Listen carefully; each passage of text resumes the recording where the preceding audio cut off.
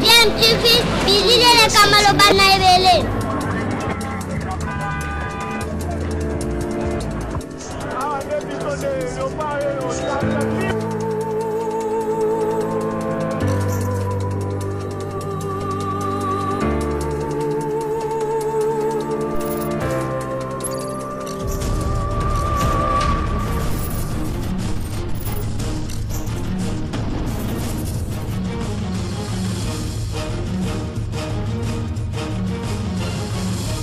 DMTV toujours en avant.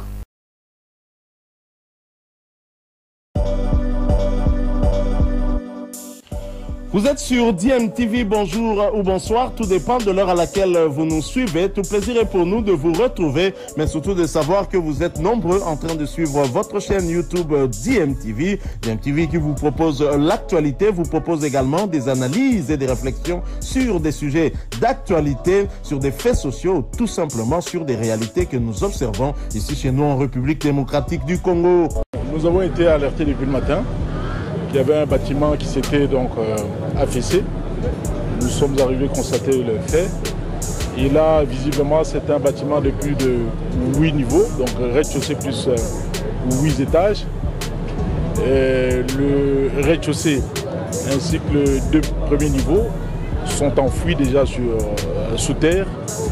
Et visiblement, le bâtiment ne présente pas de fissures, mais il faut nécessairement les démolir pour éviter qu'il y ait d'autres accidents par après. Jusque-là, nous ne connaissons pas les propriétaires, les ingénieurs ainsi que les ouvriers qui travaillaient dans le chantier.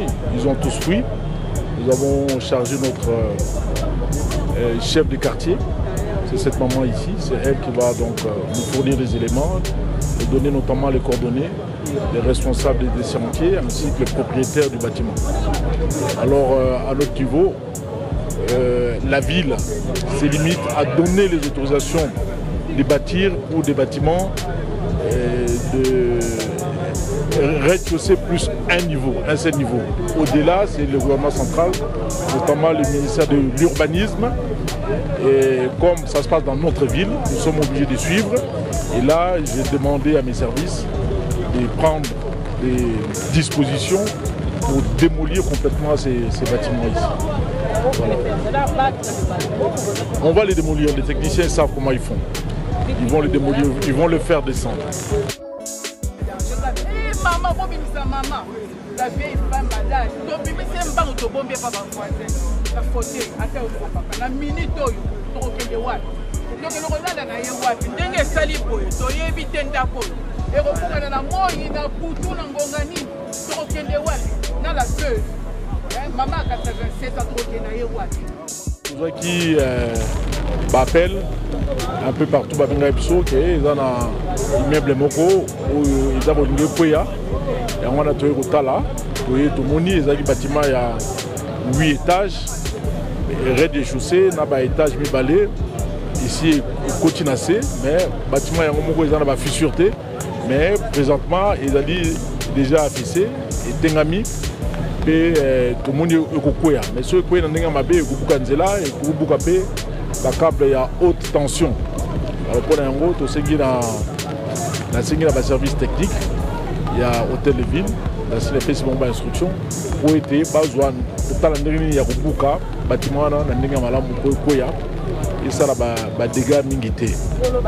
Alors pour le bâtiment à Ebanité, à Kimi, il y a des ouvriers, des ingénieurs qui sont à Kimipe, mais puis ce photo de disposition pour nous aider à battre, les voisins peuvent battre, et puis les câbles à haute tension, et katanaté, à disposition de ce pour un mot.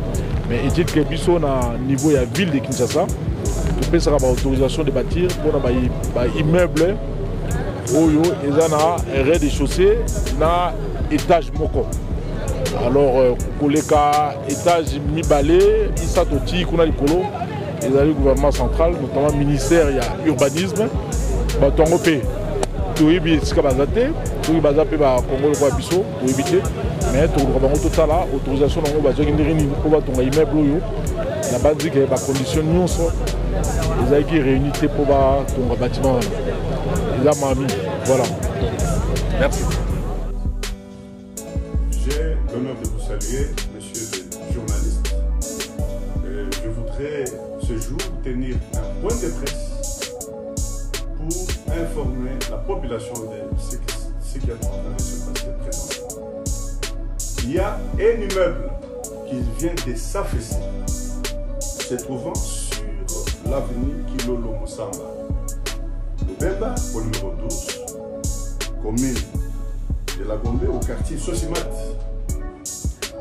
Cet immeuble n'est pas couvert par un permis de construire. Or, comme vous le savez, d'aucuns ne peut construire une bâtisse sans avoir obtenu au préalable un permis de construire auprès du guichet unique de délivrance des permis de construire. Comme vous le savez, le gouvernement de la République a initié une importante réforme qui s'appelle guichet unique de délivrance des permis de construire en cycle de Québec. C'est un établissement public qui a été créé par décret numéro 22 par 21 du 24 mai 2020 portant organisation, création et fonctionnement d'un établissement public dénommé guichet unique de délivrance des permis de construire. Et cet établissement public est seule interface d'une part entre les promoteurs immobiliers et l'État. Donc, en conséquence, nul ne peut construire sur l'ensemble du territoire national sans avoir au préalable obtenu du guichet unique le permis de construire. Voilà pourquoi nous déplorons ces jours cet immeuble qui vient de s'affaisser. Et au vu des éléments recueillis par mes services, il s'avère qu'il y a un voisin qui aurait commencé les travaux d'excavation. Et ces travaux auraient entraîné l'affaissement de l'immeuble de R+7. Voilà pourquoi je voudrais éclairer la population et les invitant à ce que tout le monde qui voudrait construire son immeuble, que ce soit l'usage résidentiel, commercial, socio-culturel ou industriel, il doit venir ici déposer les dossiers. Au sein de GUPEC, nous avons une commission d'analyse technique composée des éminents architectes, des juristes, des ingénieurs en bâtiments et travaux publics, des environnementalistes. Il y a toutes les technicités qui siègent au sein de ma commission instituée, me permettant moi de pouvoir signer un permis de construire. Je déplore le cas que nous constatons aujourd'hui. Les deux voisins ont construit, ils n'ont pas de permis de construire. Monsieur le directeur général, est-ce qu'on peut dire que le cas de ce qui s'est passé à Sosimat est une construction anarchique? Je confirme haut et fort, me basant sur le décret 22-21 du 24 mai 2022 et de l'arrêté ministériel numéro 0058 du 13 juin 2022 de son Excellence, Monsieur le ministre d'État, ministre de l'Urbanisme Habitat, que cette construction est anarchique, d'autant plus qu'elle n'est pas couverte par un permis de construire. Mais est-ce qu'on doit s'attendre à quoi? J'allais demander si on allait s'attendre ou on devait s'attendre à des sanctions. Merci beaucoup. C'est une question pertinente, monsieur le journaliste, que vous posez. La réponse est simple. La conséquence logique, c'est la démolition de cet immeuble qui constitue un danger public. Ça peut s'écrouler à tout moment. Et il peut y avoir des effets collatéraux. L'immeuble peut détruire le bien des autres. Ça peut même tuer les personnes, les vies humaines, qui sont mises en danger à partir de cet instant. Mais à Kinshasa, ce n'est pas le seul immeuble qui n'a pas l'autorisation. On voit les travaux évoluer. Qu'est-ce que vous comptez faire pour éviter des dégâts à l'avenir dans d'autres chantiers? Merci beaucoup pour la question que vous posez. Voilà pourquoi nous sommes en train d'initier une réforme sur la police de l'urbanisme.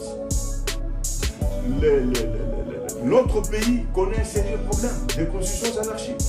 Si nous existons au guichet unique, entre autres, le président de la République, le chef de l'État, que nous saluons en passant, nous a instruit, au travers du ministre d'État, ministre de l'Urbanisme Habitat, à lutter contre les constructions anarchiques. Mais pour y arriver efficacement, nous devons avoir un instrument important qu'on appelle la police de l'urbanisme. Cette police est d'ores et déjà créée à travers le ministère de l'urbanisme habitat. Mais ce qu'il faut, c'est la mise en œuvre de cette police. Donc, j'appelle le gouvernement de la République à mettre le moyen nécessaire au sein de notre ministère pour que cette police soit opérationnelle. Lorsque la police va nous accompagner, eh bien, nous allons lutter efficacement contre les constructions anarchiques. Mais je rappelle également qu'au sein de l'administration, il y a la direction de l'inspection. Et cette direction est censée faire le contrôle. Contrôle a priori, contrôle pendant et après la construction. Donc, au jour d'aujourd'hui, c'est cette direction qui peut nous dire ce qui s'est réellement passé. Mais je dois vous le dire, vous l'avouer, que nous sommes disposés à pouvoir accompagner le gouvernement de la République. Mais que le gouvernement mette les moyens nécessaires à la disposition du ministère de l'urbanisme habitat pour que nous puissions faire notre travail. Merci beaucoup. C'est à moi de vous remercier.